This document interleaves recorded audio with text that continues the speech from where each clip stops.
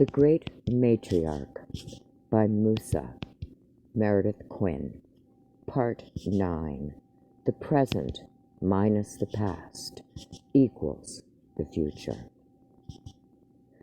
The grandson had to look and evaluate this old tribal equation, which can date back to the first Great Migration. The present conditions, which everyone understands, is to be compared to the past. This foretells the future. Simple, uncomplicated.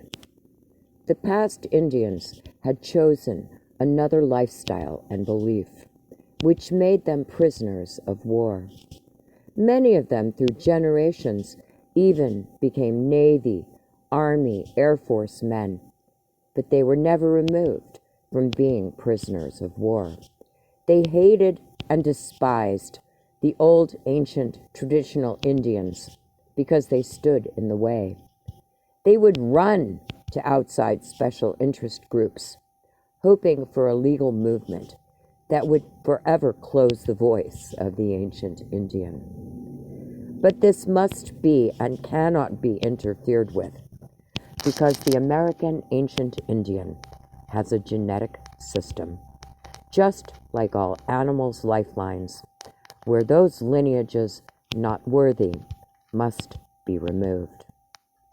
D. Brown, in his book, Bury My Heart at Wounded Knee, forgot to mention that Standing Bear, after becoming a person, no longer could live on his tribal lands, because only Indians following an autonomy government system were prisoners of war, which excluded persons. Quote, "The courts of this country have ever been open to Indians, and their civil liberty has never been given to us." Jaeger versus United States, 27 CTC1 278, close quote. The only way legally a civil liberty cannot be brought to a court of law as when this liberty is forcibly restrained, where freedom is restricted by some cause or condition. This had been done in the past by General Sherman on July 22, 1876, by making all Indians following the autonomy Indian system of government as prisoners of war. The cause or condition was because these Indians permitted the ancient tribal sovereignty Indians defeat the United States Army in wars or battles. Why? Because this system of government made the membership United States nationals. In this white man's world, it is often remarked that the American Indian has a unique legal identity. It is this statement showing how many knew of the Act of July 12 or 22, 1876. There is no question in anybody's mind that Hollywood movie producers knew and promised to help keep this legal act secret by presenting the American Indian as a savage, unlearned, and without any kind of culture as compared to the Victorian morality code in the Indian lifestyle. One close look at Felix X. Cohen's Handbook of Federal Indian Law, republished by the University of New Mexico Press, Albuquerque, the grandson found it impossible for such a learned scholar not making mention of the Act of July 22, 1876, that made reservation Indians under the autonomy Indian governments prisoners of war, which had not been resolved or rescinded to this day. The book on federal Indian law shows the life work that Felix Cohen had made his duty to do for two reasons. One, there is not one legal act in this book that could or would help any Indian in the United States or any other countries where Indians live. Two, he became part of the legal part of the Department of Interior and worked with Secretary of Interior Harold L. Ickes on the Indian Reorganization Act of 1934. Later, he became Special Assistant to the Attorney General on Indian Law Survey of the Department of Justice in 1939. Quote, "There was an event that happened in 3 government Indian boarding schools that forced Harold Ickes to visit them because the issues were life or death, which put the Justice Department in a standstill." It was in the late 1930s, before 1939, that 11 and 12-year-olds held a physical confrontation with school officials.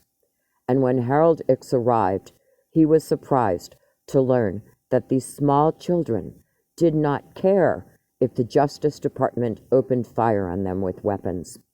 Mr. Ickes met with leaders of these small children, that included the grandson, and was even more surprised to learn that if the Justice Department did not kill them, school officials would.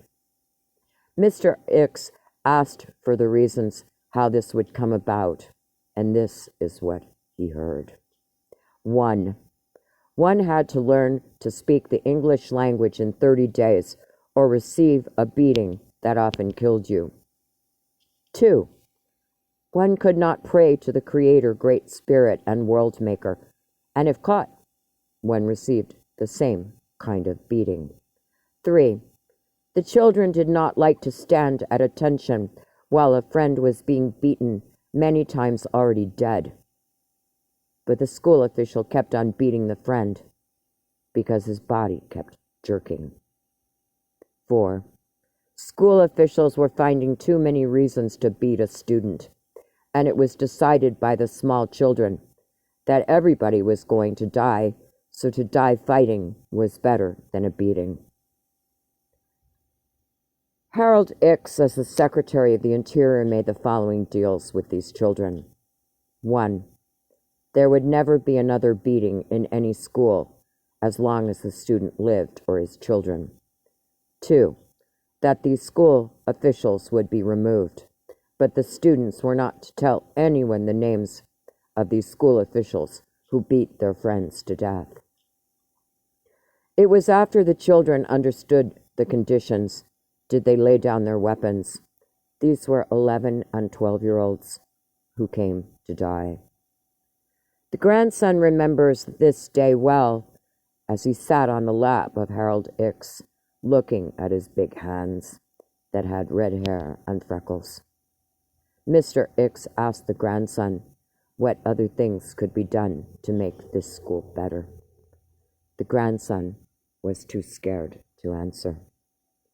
The circumstances were such that Felix S. Cohen had to be present, and the grandson may have met him, but this is unknown. This event and its outcome cannot be found in his book, Federal Indian Law. It cannot be disputed that Felix Cohen wrote a book that gave legal jurisdiction and how to use it on prisoners of war.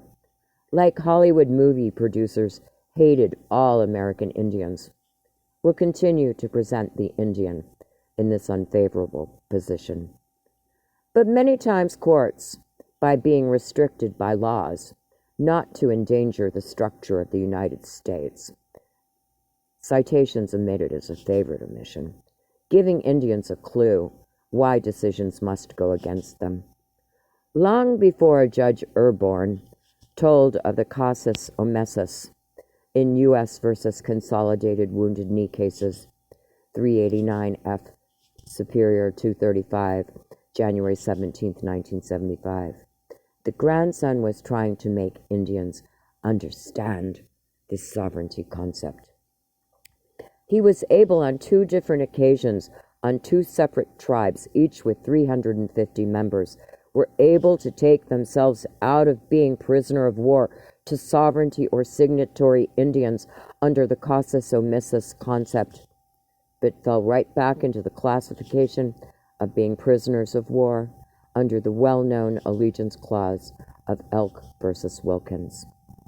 Judge Urborn was telling 65 Indians how to attain sovereignty if one knew their culture and tribal laws, and instill another language in abstract logic was telling them, "Wake up, you fools! Wounded Knee was a sovereignty issue that the U.S. must keep hidden." The grandson is known for the following statement: "The United States does not break treaties. American Indians, who do not understand sovereignty, break treaties." Let him give an example of this.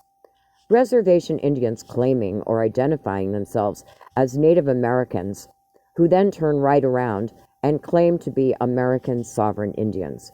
They are not only breaking treaties, but also violating them badly. The classification of Native Americans are for all Americans that are not American Indians. People versus the State of New York versus Boot, NW 1981. This court case gives another example, which now gives sovereignty at the highest level in international law. You cannot go to church on Sunday and then be an Indian on Monday. Going to church every Sunday is not a rule taken from the Christian Bible, but an open oath given to the goddess Isis. Sunday is the day of the sun, which belongs to the goddess Isis, given to her by her brother and husband Osiris, who was not a Christian. The rule for the Sabbath day in the Bible is very specific, and you cannot determine this time unless you understand the time equation, which is a tribal formula.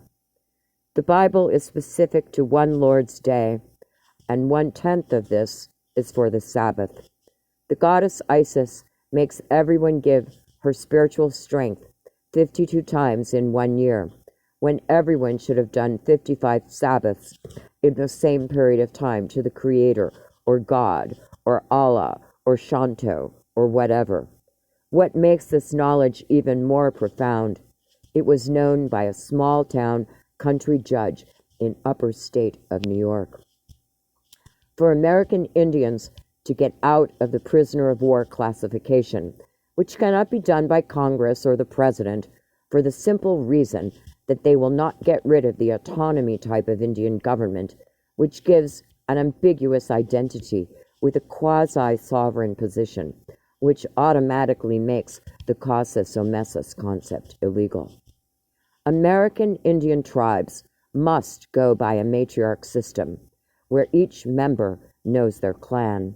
Clan mothers chose spokesmen of chiefs for the nation. Clans are to know the women of the clan rituals, medicine rituals, firstborn rituals, and all-time rituals. They must be able to know which moon is the women of the clan moon, and what moon is the medicine moon. What is the order of the moons, and what houses rule in each period of time? What are clan rituals, equations, and formulas? If any reservation Indian